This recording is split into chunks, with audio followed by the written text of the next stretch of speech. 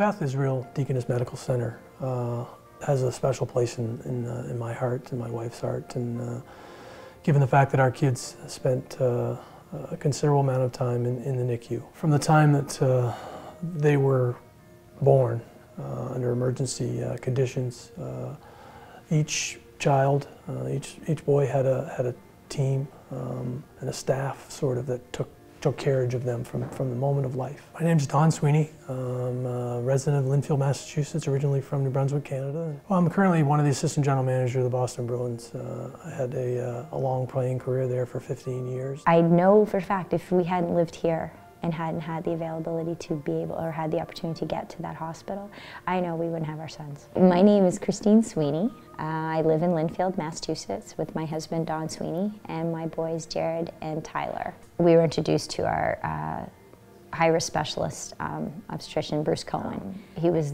the best doctor and the best man that we were fortunate enough to have come into our lives. This man would sit when I was stuck in the hospital alone. Our families are far away. I'd be in the hospital by myself at night, and he would come in and bring pizza, and we would watch the hockey game if he was on call.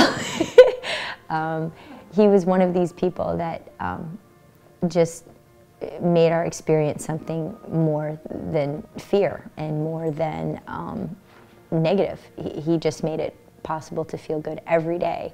There's no path that anyone can carve out for yourself that isn't going to be filled with twists and turns. You know, you may lay out a vision, you know, it's how you want things to go, but it doesn't unfold that way. You know, you have to play the hand you're dealt at times, and you have to put your faith in people, other people. And in this instance, my wife and I had to put our faith in our children's lives and other people's hands, and professionalism and the training that they had to get them through certain stages to be able to walk out that door, carrying them and bringing them home. And I think that you look back now and realize that without that, you know, you'd be sitting here with a pretty big void in your life. You know, the doctors and the nurses and stuff, sure, it was their job, but they didn't have to always do it to the degree they did. They didn't have to set up, you know, the kids at night and dress them in stuffed animal clothes to say goodnight because they were on a video monitor to their parents. They didn't have to do those things. They always went above and beyond. And I think that depicts when people are truly grateful to provide, you know, that for other people because it might bring a smile to them. It's unsolicited.